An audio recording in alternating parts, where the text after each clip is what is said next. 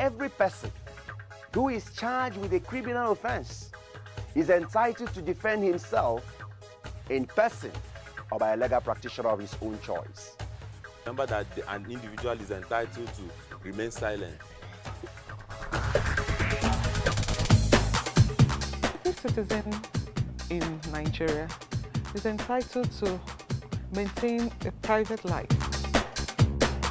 You are approaching a military checkpoint or a police checkpoint without knowing that it's against or it offends them and subject you to a frog jump. That is wrong.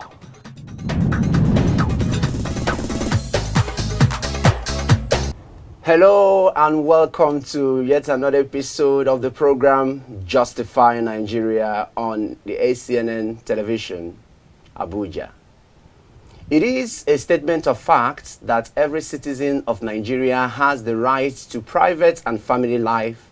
In fact, Section 37 of 1999 Constitution of Federal Republic of Nigeria as amended clearly states, and I quote, "The privacy of citizens, their homes, correspondence, telephone conversations, and telegraphic communications is hereby guaranteed and protected," unquote. It is, however, regrettable and unfortunate to know that some citizens of this country do not enjoy this right because some set of people called the high and mighty, in quotes, keeps violating this particular section of the Constitution and thus infringing on the rights of their fellow citizens. On today's episode of the program, we are going to look at this issue in its entirety with total reference to Section 37 as our backbone. With me in the studio to discuss this is a learned lawyer by name Ebuka Nweze Esquire. He's an Abuja-based lawyer, legal practitioner, and immediate past secretary of the Nigerian Bar Association Abuja branch. Barrister Ebuka, you're welcome to the program. Thank you very much. Thank you so much. Barrister Ebuka, oftentimes we hear about the Constitution and the fundamental human rights, which is contained in Chapter 4. Yes. But we are going to deal specifically on Section 37 before we go into the integrity of our discussion. So can you explain to us in its entirety what Section 37 is all about? Okay. Section 37 of the 1999 Constitution as amended, yes, sir. As amended. It's a restatement of one of the very fundamental rights of citizens in Nigeria and individuals, everybody residing in Nigeria. The right to privacy, to home, to live as you wish within the law is protected by that section. And when we look at the evolution of government, the theories that individuals donate their rights to government for the protection of the entire citizenry and to maintain order in the society, you will see that all rights are held by individuals except those that they donate to the government for the good of the entire public. Throw more light on that donation of the government. Now, yes, you have the right to do whatever you like. But as a group, as a state, as a country, we have now come together and said, okay, let this government be our general source of protection. Okay. Where your right stops is where my own starts. Something like delegating that original right now. Correct. Okay. That is the essence and core of government. Okay. So the right to privacy is being very basic, has been curtailed in some way. Okay. Such that your privacy will not infringe on my own right in any way. You can do what you like in your home. You can have exchanges, you can make communications, but you will not make communications that will now disrupt the public order. Okay. You can do what you like in your home, okay, but you will not, because of that, commit crimes in your home. And so it's possible for somebody to commit crime in your home based on your explanation? Yes. Now. If you are committing crime in your home, then the government, based on the donation of power you have, that I have explained, can now intervene, stop the commission of that crime. If a murder is being committed, you cannot say, oh, police should not come in, nobody should come, it is my business. Okay. So, to that extent, there's a limitation. So that right is not absolute. It is not absolute. But generally, once you are within the law, you can do what you like within your home. So that's You what can- that section 37 is talking about. Yes, you can exchange correspondences, you can exchange phone conversations, and you are protected. Nobody should interfere. In fact, there was a case in point where sending of unsolicited text messages, the High Court, the Court of Appeal held that it was unlawful for you to be bombarding a citizen with unsolicited text messages. And cost was awarded. The declaration was made that he was infringing on his right to privacy. Text message. Text message, unsolicited. What do you mean by unsolicited, unwarranted? You did not know this person. You had no. Then, from business what with you just this person. explained now, this issue whereby MTN or maybe Glo, they will just send you text like that. Tomorrow they will send you text like, in fact, currently now in this pandemic, you see NCDC sending that. I know they will say it's awareness. Now, what is your position of law based on that? Now, there are things that are reasonably expected in a society. Okay. If government is giving you guidelines Sensitization. for your own protection, Yes. and things for your own benefit, that may not Be infringement of the be an infringement in the eye of a reasonable man, because law is about reasonability. Yes. What will a reasonable person see? How will a reasonable person in the street see what you have done? Is it right? Is it wrong? In that particular circumstance. In the circumstance. Now, the one that the court declared to be an infringement of the customer's public private privacy, Yes. was SMS bombardment even at 4 a.m. of sports which he did not subscribe to. So the man got angry, wrote to them. They didn't countenance his protest. He sued to court. And damages was awarded in his favor. And damages was awarded. In fact, Wow. the High Court awarded 8 million. Just that the Court of Appeal decided, oh, yes, it is an infringement, but we think 8 million is too arbitrary. We think it is better at 1 million. But all the same, he got something. But of course, but the most important is not the damages. The most important is that declaration that this act is a violation of the privacy of the citizen. Thank you very much. Thank you so much for that insight. Then, sir, based on your explanation, you see oftentimes when security agencies, whether it's EFCC or police, they want to do it because of their investigation. Yes. Maybe there's a suspect, they are suspected to carry out investigation. They will go maybe to MTN to get phone conversations and all that. Is it not infringement of this section in terms of, because section 37 clearly spells out that both text messages, conversation, those things are well protected. What is the position of law based on when they, in the course of their duty, security agencies hack into your, without your consent this time around, whether mails and of course the text messages? Now, the protection of right under section 37 is not absolute. Section 45 sub 1 of the same 1999 Constitution gives the National Assembly the power to make any law that is reasonable in a democratic society. Okay.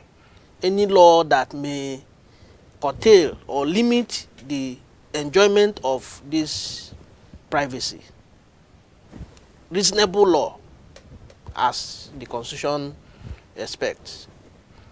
So, in line with that power, in 2015, what is called Cyber Crimes Act, for short, was passed. And that Cyber Crimes Act of 2015, under section 39 of it, gives a judge the power to grant an order to security agencies for Okay. purposes of investigation or court proceedings, Okay. to grant a power for them to intercept. Reasonably. Where, of course, the reasonability of such interception is what will have to be proved to the judge before he will grant that permission. So when the judge grants a permission to security agencies, they can intercept your privacy Okay. for the purpose of investigating a crime. They must beforehand justify before a judge, convince a judge that it is reasonable, that a crime is reasonably suspected to have been or is being committed.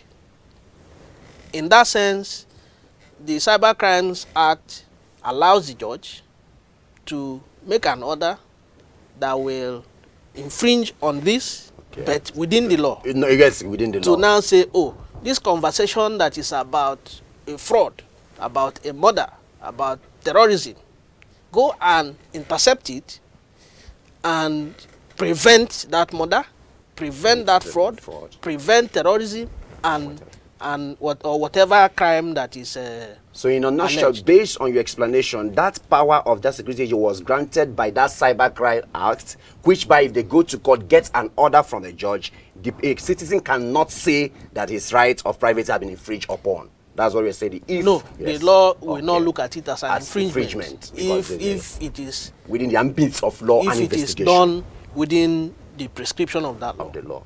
But if it is outside it, it is an infringement, and the citizen can take out an action. Thank you very much. We are going to go on a short break now. When we come back, we have more with Barrister Ebuka.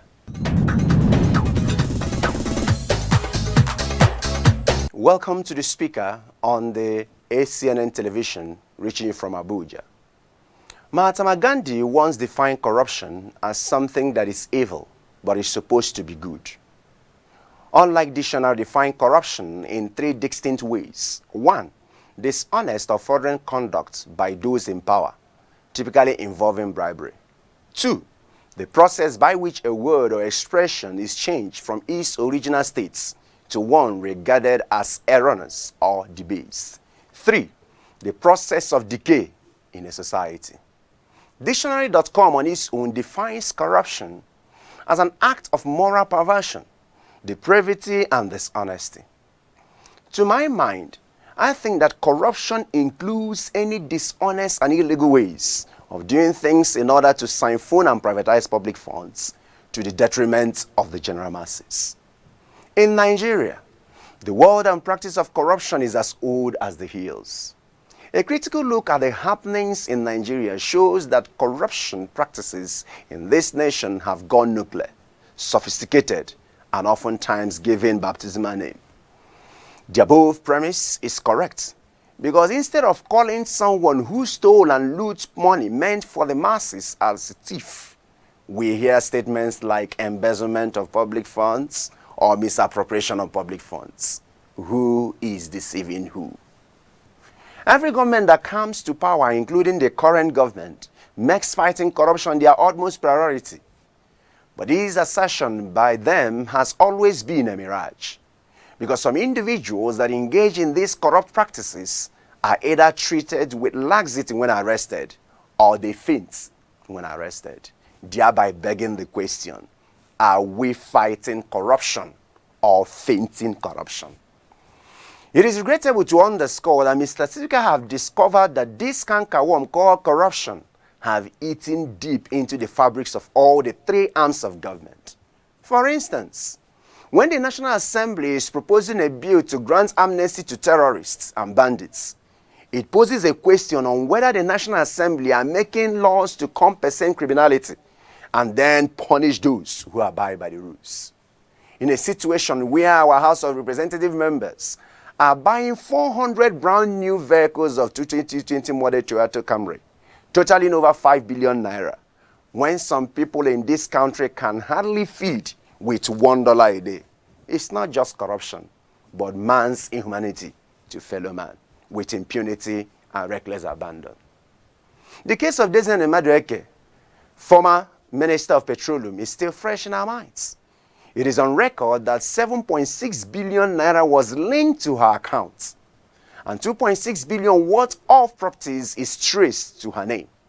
What a wicked word. I don't know whether to laugh or cry. The looting of state treasury by former governors Jolly Nyame of Taraba State and Joshua Daire of Plateau State cannot be forgotten in a hurry. The 13 billion obtained by Tafa Balogun, the former Inspector General of Police in 2005, through money laundering, theft, and other illegal sources, is something to weep for. Honorable Justice Radian Akewa of Federal High Court, Ikoyi, Lagos State, ruled against Femi Fani-Kayode, the former Minister of Aviation, of money laundering, to the sum of 4.6 billion naira in 2016.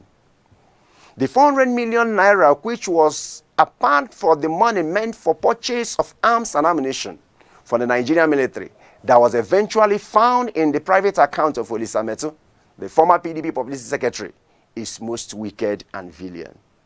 It is no longer news that Ayo Fayose, the former governor of Ekiti State, is still undergoing trial of 2.2 billion naira money laundering. The list is endless.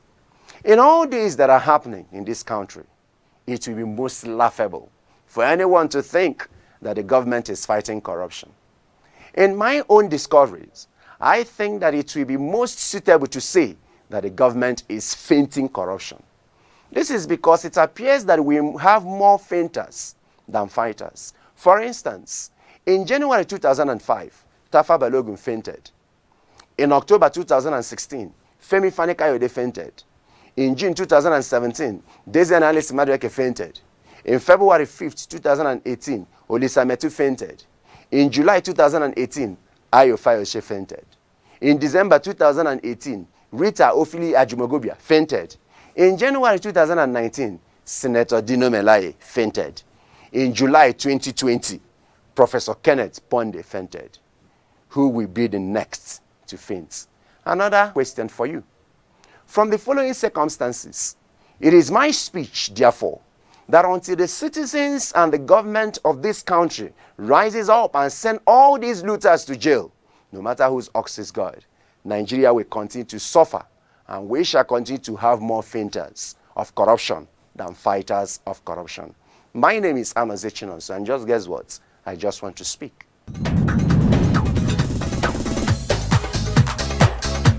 Thank you to know that you are still there. We are still here with Barrister Ebuka Wednesday, the immediate past MBA Abuja branch secretary.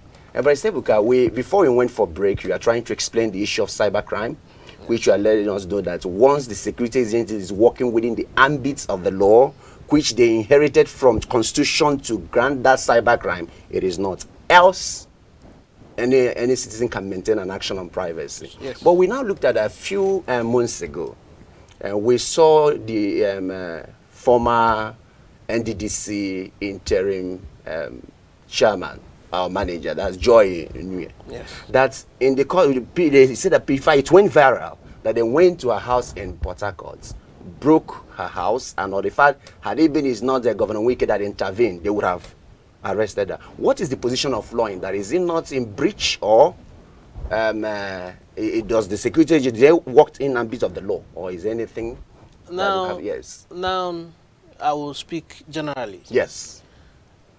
The law requires security agencies to act with reasonable force in their execution or that the word reasonability, is it according to the circumstances? Because is there any yardstick to measure reasonability? Because you keep on repeating reasonability. Reasonability Yes. is a matter of Circumstance. So we have to now, get it right. if a crime is being committed, it may be reasonable to break a door if a demand to open it is not met. Okay. To prevent or stop a crime, Okay. Okay. particularly a felony or a very heinous crime. But if it is for the purpose of an arrest or an invitation, a reasonable man will not take the route of breaking a door in order to effect an arrest.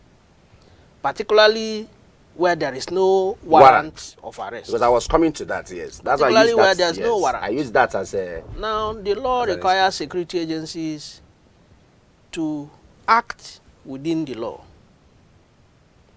And I, as an individual, will presume that when they take steps, they should take it within the law that empowers them.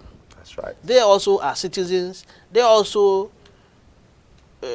have these rights and expect that no one else should break into their homes. So if they are to execute the law or to do whatever it is that the law mandates them to do, they should follow the due process of law. If they have a warrant to arrest, Yes. they should take the most reasonable, the least friction course Yes. to execute whatever But the in law that circumstance, you have requires just them. said generally, in that circumstance, what did, because the woman said there was no warrant of arrest, in that circumstance, did they act within the ambit of law? Now, if there is no warrant of arrest Yes. in the first place, Yes. it would not be right to go and execute an arrest And there was for an breaking offense, and entry. For any alleged offense that is not such heinous or a felonious offense. By 4 a.m.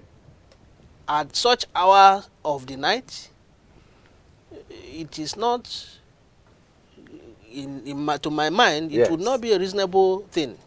Now, we only heard from the woman that there's no warrant, or Yes. that, but I have not heard from But the police have not debunked it. You know, in law, of course, that silence, Now- muteness means somehow, you know, admittal. You know that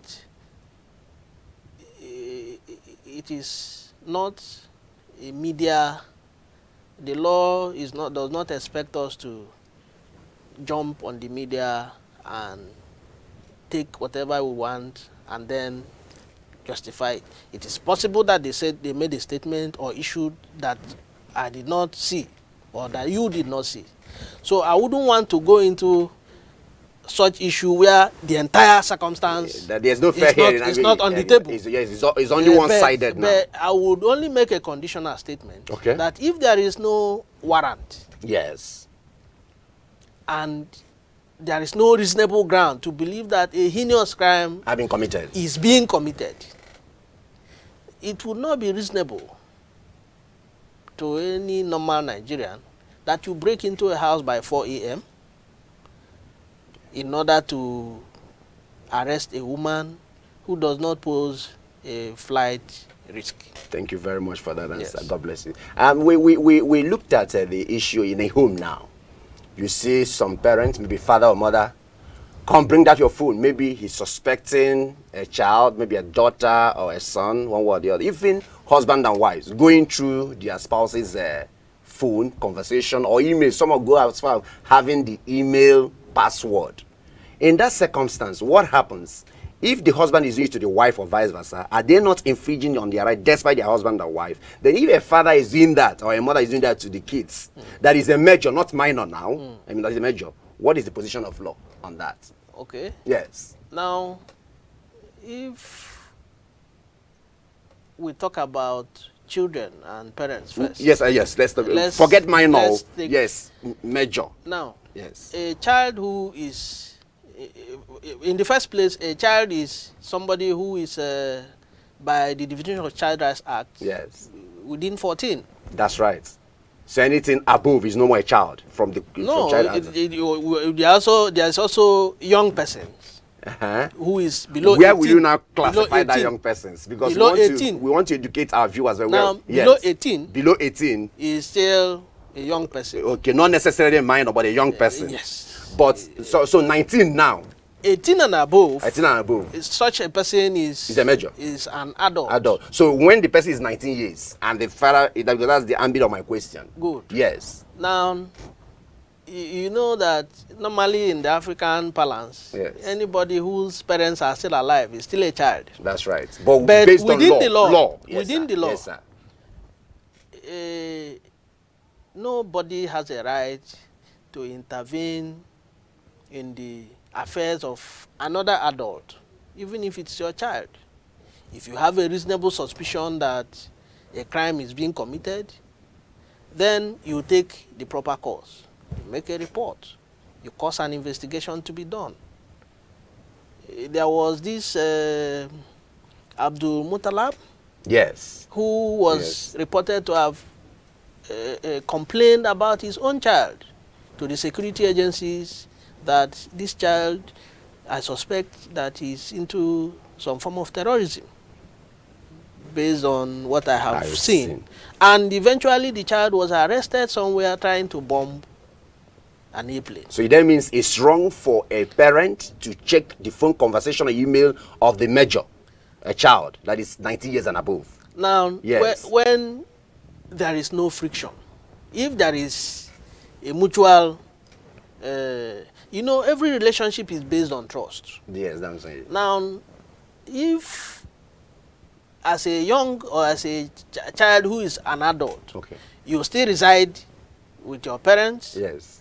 and you want to convince your parents that, oh, if they are suspecting that you're doing something wrong, it is not so. Okay. You may allow them, but for them to bring it down by force, pin you down, take your phone, search your phone, whatever it is, It's wrong. the law does not give them So that can a child right. maintain action against the parents? Well, yes. Okay. Yes. All right. If a child is, whether the action will succeed, it will be dependent on the entire circumstance. Yes. But as per the right, whether it exists, Okay. it does exist. Okay. And the obligation of the parent to respect that right is there. Okay. But then as an individual, if you want to maintain absolute control Yes. over your affairs, over you pay your bills, you do whatever you need to do. If you are a major, yes, and you are still living as a minor in your parents' house, then your father also reserves some right to exercise some moral rights yes, sir. Yes, to sir. make sure that Yes. you also don't bring ant-infested maggots Yes. to his home. That's But right. then how he does it will now be a question of what is reasonable I think it's and what is not reasonable. Then in terms of the couple now, husband and wife. Now, for husband and wife, that is even more tricky. Okay. Because the confidence that is required for a husband and wife relationship, you know, they are regarded as one. If both of them are one, that means their properties are also But one. in the law, based on this section. Based on the law. Yes, section 37. You know, no law is taken on isolation. I agree with you, sir. Now, as husband and wife, being one, yes, that is a major consideration. But then, whether you can forcefully take the phone and check, I think it will not be an advised position to take. Okay. You can, whatever way to maintain your confidence with each other, if it is agreeable, the way some relationships run is not the way others do. Okay. There are people that even are the ones who urge their wives to take this my phone and go through see this password, do so and so. Yes, depending on the circumstances. But if the person is not minded to allow it, you don't also use force. That's because that will it may even go beyond infringement of right now to what is the word? You are now committing domestic violence. All right. Thank you very much. Because of our time. Now, just a yes or no. I know that in law you don't answer yes or no, but I know you will. In terms of maybe you are driving now and they parked you, for example, security agent, whether SARS or whoever, they just stop you. Say, park here. Bring down your phone. You are not making call. Is that right or wrong for security agents to do that? There is no suspicion of any kind of crime. If you just park, we are not over speeding on that circumstance. That is wrong. That is unreasonable. That's wrong. for a search to be done, there really needs to be a reasonable suspicion that a crime is being committed. Thank you very much. A reasonable suspicion. In the course of the crime. If it's not in the course of the commission of that crime, then you will require a warrant to be able to interfere with somebody's privacy and property.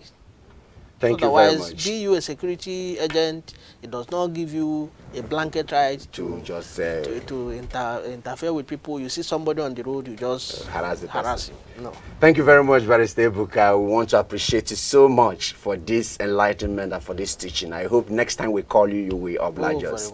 God bless you. Thank you very much. Thank you. I appreciate it. Wow, wow, wow. Viewers, this is indeed very interesting if you agree with me. It is interesting because certain things we do not know or take for granted have been clarified. For instance, I never knew it's absolutely wrong and totally against the law for a couple to check each other's phone without any of their consents. I never knew that it is contrary to the law for any security agents to forcefully break into someone's home without a warrant of arrest until I came across Section 37 of the 1999 Constitution as amended. Thank you for being part of Justify Nigeria. Viewers, it is always advised on this program to know your rights, ask questions, and know how to protect and enforce these rights. This and issues relating to this is the main thrust of this program. Until we come your way again, same time, same station, this is Anozichinom. So thank you for being part of this program. Bye for now.